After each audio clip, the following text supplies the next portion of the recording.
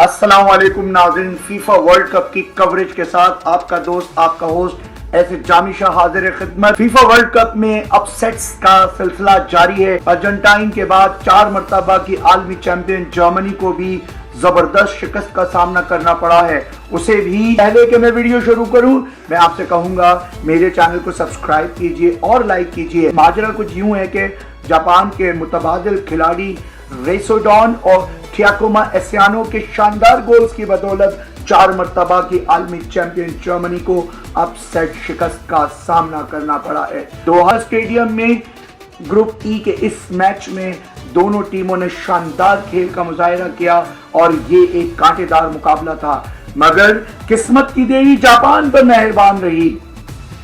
تفصیلات کے مطابق 33ویں منٹ میں جرمنی کے ڈیوڈ ریکم نے کیپر کی غلطی کی وجہ سے ایک گول کیا۔ اس کے بعد جاپان کی ٹیم نے پلٹا کھایا اور وہ میچ میں چھا گئی اور جرمن کی گول پوسٹ پر تابڑ توڑ حملے کیے اور 1 کے مقابلے میں 2 گول سے فتح اپنے نام کی۔ یہ تیسرا موقع تھا کہ جرمنی کی ٹیم کسی بین الاقوامی ٹورنامنٹ کے اپنے ابتدائی میچ میں ہار گئی۔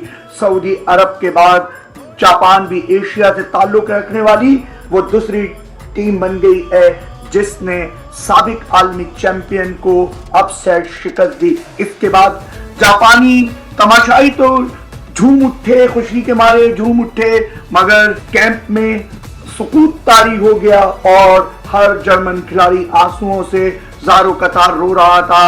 ایسا لگ رہا تھا کہ جرمنز کے دل پر قیامت گزر پڑی، مگر یہ تو ایک کھیل ہے۔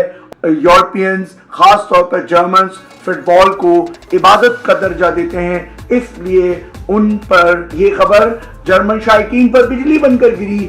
تو امید ہے ناظرین یہ ویڈیو آپ کو پسند آئے گی اور اپڈیٹس کے لیے بیل آئیکن کو کلک کیجئے تاکہ تازہ ترین خبریں اور معلومات آپ تک پہنچ سکے۔ اپنے دوست، اپنے ہوسٹ ایسے جامی شاہ کو اجازت دیجئے۔